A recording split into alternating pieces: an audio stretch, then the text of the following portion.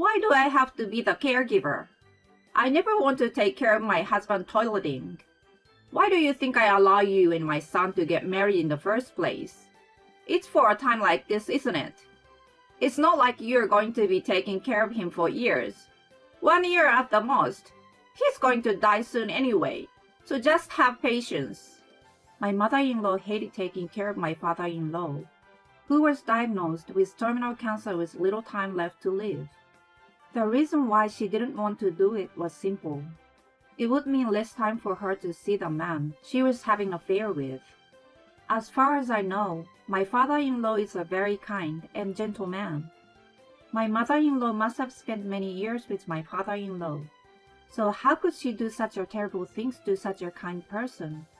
My father-in-law saw me having such thoughts. One day, as I was taking care of him, he said to me with a smile, "Don't worry, I will take her to hell with me." A few days later, my mother-in-law really had to go through hell. I'm an office worker and a housewife, just an ordinary person. My husband and I have been married for about 5 years. And although we are not blessed with children, we still have a good relationship. We live happily and our married life is smooth sailing for the most part. Almost. There is one person who is putting a damper on our happy life. It's my mother-in-law. She will soon be in her 50s. I don't know what kind of magic she is using, but she looks like she is in her late 30s. Perhaps she has been pampered because of her appearance, but she has a worse personality. When we went to greet her before our wedding, she said as soon as she saw me, "Is someone like you my son's girlfriend?" She was so rude to me. Afterward, when we talked with my parents-in-law in the living room, my mother-in-law listened to my story about my past and denied everything about my life, saying that I had a boring life and that I was shabby. Indeed, I'm not particularly beautiful. I was born into an ordinary family, and I have lived a reasonably happy and ordinary life. It's not a dramatic life, but why should I be denied so much at our first meeting?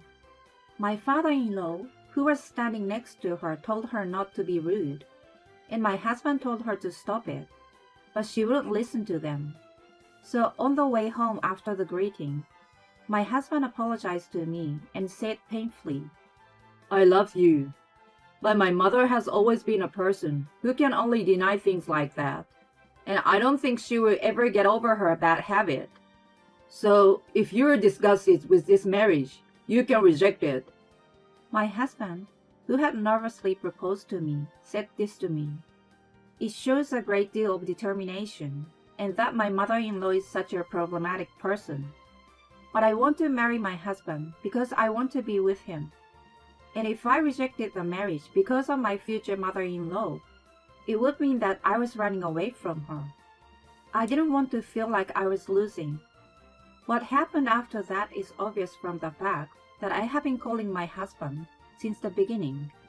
After we got married, we lived far away from my parents-in-law's house and saw them only a few times a year, mainly just at Thanksgiving and Christmas. That alone is quite mentally exhausting for me.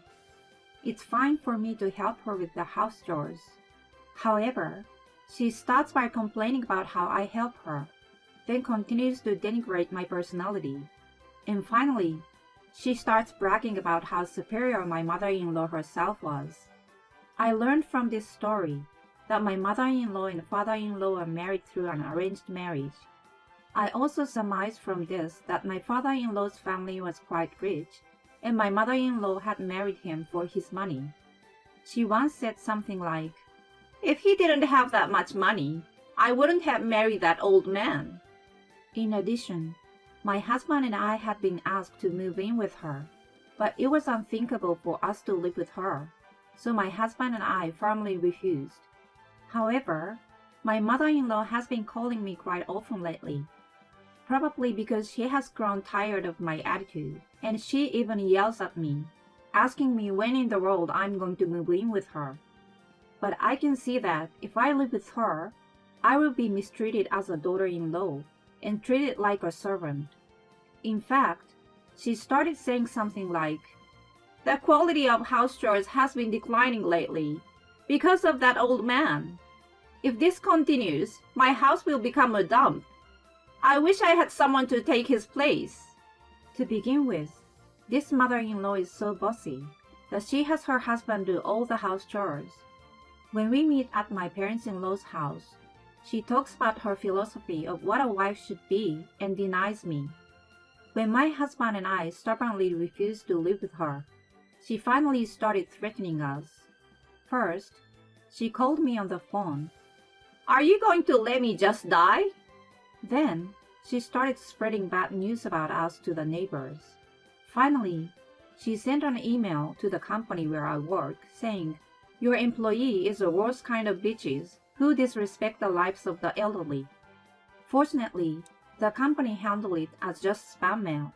But since I did not know what my mother-in-law would do in the future, I talked to my husband and agreed to move in with her. Once we started living together, I was in charge of all the household chores that my father-in-law had been doing. And as expected, my mother-in-law was very hard on me. "What's the matter with you? You're born into a boring family. You've lived a crappy life. You're born to be such a servant, and you can't even do a single household chore. No, I've never seen anyone with so little talent. How did you manage to marry my son? Maybe you are so good in bed. That's disgusting." If she's gone that far, why doesn't she just do the housework until she is satisfied? I think so. But my mother-in-law is hardly ever home to begin with. After moving in together, I noticed that she wakes up later than my father-in-law, goes out before noon, and doesn't come home until late at night. At first, I thought she was probably at work, but it seems that is not the case. When I asked my father-in-law, he told me to let her do whatever she wants, and he helps me with my chores. My father-in-law and husband remained on my side even after we started living together. However, the more they took my side, the more my mother-in-law became offended. "You know, no one in this house is on my side. What's wrong with me, a rich woman, picking on this poor little girl? She's a childless, worthless woman who is only good at night in bed. She must have gotten some kind of disease from some man in the past. That's why she can't have children." Even though I endured everything, I was hurt when she said that to me. The doctor had told me that I was less likely to have children than most women. My husband was so upset by my mother-in-law's vicious words. "Don't be silly, you old bitch!" My husband yelled at her. "How dare you talk to me in that tone? Have you forgotten how much you owe me for giving birth to you? In fact, unlike this woman, I was able to have a child. That's why you are here." In response to my mother-in-law's arrogant words, my father-in-law said, "Stop! That's enough." He intensified his tone. "I'm the one who had enough of you. If I hadn't married you, you would be living an old and miserable life by yourself. And I went out of my way to marry you even though I was so popular. Who do you think saved you from dying in solitude?" My mother-in-law would argue with each of us in such a precise and malicious manner. Thus, no matter how hard I tried, I could not escape from my mother-in-law's verbal abuse. One day, when I was wondering how long I could endure such a life, my father-in-law complained of poor health, and I accompanied him to the hospital. It turned out that he had terminal cancer. As it turned out, there was nothing more they could do. His life expectancy was 1 year at best. They say he even could die at any time. My father-in-law wanted to receive palliative care at home. He strongly wished to be at home rather than in a hospital, where he would die in solitude. We returned to my parents-in-law's house and held a family meeting. My father-in-law explained his condition, and I added to his explanation. My husband cries tears of grief. My mother-in-law, on the other hand, listens to the story with a terribly bored look on her face. She looks as if she is hoping the meeting will end soon. But right now, I'm not interested in what my mother-in-law is thinking. It is more important that my father-in-law spend as many days as possible, and that I cooperate with my mother-in-law to take care of him. But my mother-in-law's reaction when I told her that was unexpected. No, it was actually expected. Why do I have to take care of him? I definitely don't want to take care of my husband's toileting. What do you think I approved you and my son's marriage for in the first place? It's for times like this, isn't it? It's not like you're going to be taking care of him for years. 1 year at the most. He will pass away soon anyway, so you just have to be patient. My mother-in-law did not stop going out the next day. She even started going out more often than before, and even staying somewhere overnight. My husband had a job too, so I decided to quit my job and devote myself to caring my father-in-law. Although taking care of my father-in-law was a lot of work, it was not hard at all mentally, because I did not dislike my father-in-law, who was very kind to me. But is it okay? I don't know how true it is that my mother-in-law married my father-in-law for his money, but they have spent all this time together. The time he has left is short. Wouldn't she at least try to spend some time with him then? One day, when I was shopping with this thought in mind, my husband had a day off, and he was taking care of my father-in-law. Thanks for always taking care of my dad. I will take care of him today, so go out and refresh yourself once in a while. With that being said, I was having tea at a coffee shop after shopping at a nearby shopping mall. Then, I heard a familiar voice from a little distance away. I looked fearfully in the direction and saw my mother-in-law and a young man I have never seen before. I quickly hid behind a wall.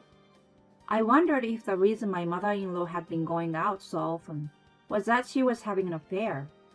While hiding, I listened to the conversation between my mother-in-law and the man. Then, I heard the most unbelievable words. Soon I will be able to live with you. But are you sure? I may indeed be more beautiful than most of the women in my age, but I'm at least 20 years older than you. It doesn't matter how old you are. I can only see you. I want you to be with me. That's very sweet of you to say.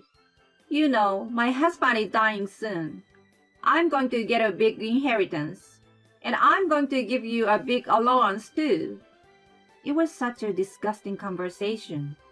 She made fun of her husband, calling him old, and yet she was being cheated out of her own money by someone younger than her. As I was getting angry with my mother-in-law, the two of them stood up. I ducked down farther so that my mother-in-law would not find me. Then I saw them leaving the coffee shop, and I decided to follow them out of the shop. Their destination was, as expected, a motel. Her husband is suffering from terminal cancer, and she's with a young man. She called me a bitch or something, but which one of us was it? I wanted to ask her about it, but I need to go home and cook dinner for my husband and father-in-law. Besides, if I got into trouble here, my father-in-law might hear about it. I didn't want to cause more pain to my father-in-law, who was already suffering from an illness. So I decided to capture them entering the motel with my phone camera and to go home. I continued to worry on my way home. If I don't tell my father-in-law about the affair, I might prevent him from being more in pain. But my mother-in-law is obviously counting on my father-in-law's inheritance, and it would end up in the pocket of the person with whom she was having the affair. Can I let this one go so easily? The answer to that question was not going to come in the time it took me to get home. So, while I was caring for my father-in-law, the thought of my mother-in-law's affair kept coming to mind, but I tried to act as normal as possible. However, my father-in-law found out I was out of my mind. Did something happen? My father-in-law saw through the hesitation in my heart. I wondered whether I should tell him or not. But I thought that even if I kept quiet, my father-in-law would find out with his sixth sense, so I decided to be honest and tell him what I had seen today. When my father-in-law finished listening to me, he was neither surprised nor angry nor saddened, but simply said, Don't tell me you knew about the affair." When I asked him this, he gave a short reply and started talking about my mother-in-law's affair. According to my father-in-law, this was not the first time she had cheated on him. She had been having relationships with various men and breaking up with them repeatedly for more than 10 years. The reason why my father-in-law knew about it is that he had actually witnessed it and had even investigated it using a professional investigator. However, the evidence of the affair was just an insurance policy, and he had no intention of doing anything with it. My father-in-law had been prepared for some degree of infidelity from the moment his marriage to my mother-in-law, who was 15 years younger than him, was arranged. "No matter how hard I try, I will get older before she does. I knew that one day I will look just like an old man, not a man to my wife. So I overlooked the fact that it was inevitable." Saying this, my father-in-law fell silent for a while. The next time he opened his mouth, my father-in-law sighed deeply, smiled, and said, "I will take her to hell." One day, my father-in-law called my mother-in-law to his bedside. At the time, my father-in-law could barely stand up by himself. My mother-in-law came to my father-in-law's side, annoyed, and said, "What do you want?" I handed my mother-in-law an envelope, as my father-in-law had asked me to do. My mother-in-law took it with a wry smile, and when she peeked inside, her face immediately changed to a smile. Inside the envelope was $2,000 in cash. "I have always been indebted to you. You always take care of me. As a small token of my appreciation, I will book you a room at the luxury hotel that took care of me when I was working. I can't go with you anymore, but you can use the money to spend 3 days and 2 nights with a friend or someone." My mother-in-law's face lit up. "Yes, I was a good wife, wasn't I? You are so thoughtful, aren't you? Okay, I will call my friend and go visit there right away." A few days later, my mother-in-law, not caring about my father-in-law, went to that hotel. With a cheating boyfriend, of course. Later, after returning from the hotel, my mother-in-law put in an unusual amount of incoming calls to my father-in-law and me. I ignored the calls because they would interfere with my father-in-law's care, but they were so loud that I had no choice but to answer them. "What the hell is going on? What happened to the house? Where did all my stuff go?" Hearing those words, my father-in-law and I looked at each other and laughed. The day after he announced that my mother-in-law was going to hell, my father-in-law began to make various arrangements using his old contacts. He acted quickly and efficiently. It must be true that he used to be a shrewd president. He tried his best even in his bad condition, and tried to avoid wasting the time he had left. My father-in-law first asked to investigate my mother-in-law's affair. At the same time, he contacted a lawyer he knew and started to prepare a notarized will. The contents of the will are said to deny inheritance to my mother-in-law, and only my husband and I will inherit. Both the lawyer and the investigation agent came to our house through my father-in-law's connections. Since my mother-in-law was not home for the affair as usual, she did not notice any bold move to some extent. Proof of the affair and the will. "With those 2 things, you probably wouldn't lose if there was an issue over an inheritance dispute even after I'm gone. The adulterer would not get a penny." Furthermore, my father-in-law proposed that we move into a condominium that he owns. "I'm going to give up this house with my wife. I don't have many good memories here. Besides, I feel bad that my son and his wife have to live in this old house forever." Yes, my father-in-law went out of his way to get my mother-in-law to go to a hotel to prepare for this move. My husband and I hurriedly packed up while my mother-in-law was gone and moved into the apartment my father-in-law had prepared for us. By the way, I sent my mother-in-law's belongings to the house of her unfaithful partner. I don't know what will happen to my mother-in-law's partner, because I heard from the investigation that her partner is married and he has a wife. My mother-in-law, who got to know all those things, is speaking unspoken words on the other end of the phone. My father-in-law, who couldn't bear to listen to her, took over the phone and said goodbye to my mother-in-law. I will never see you again in this world. Thank you for everything. See you in hell. With that, my father-in-law hung up the phone. Later, according to a rumor, my mother-in-law was charged a large amount of alimony by the wife of the unfaithful partner. We thought my mother-in-law was going to fight over the inheritance rights as my father-in-law predicted, but it seems she was too busy with the alimony payment. So in the end, she lost her house and her savings and lost her way. A year later, my father-in-law died. Although he was initially told that he would only live a year at most, he was able to live for 2 years after being told that. And because my mother-in-law was gone, probably he was no longer under stress. I want my father-in-law to live happily in heaven, because my mother-in-law gave him a hard time. And may my mother-in-law continue to live in a living hell forever.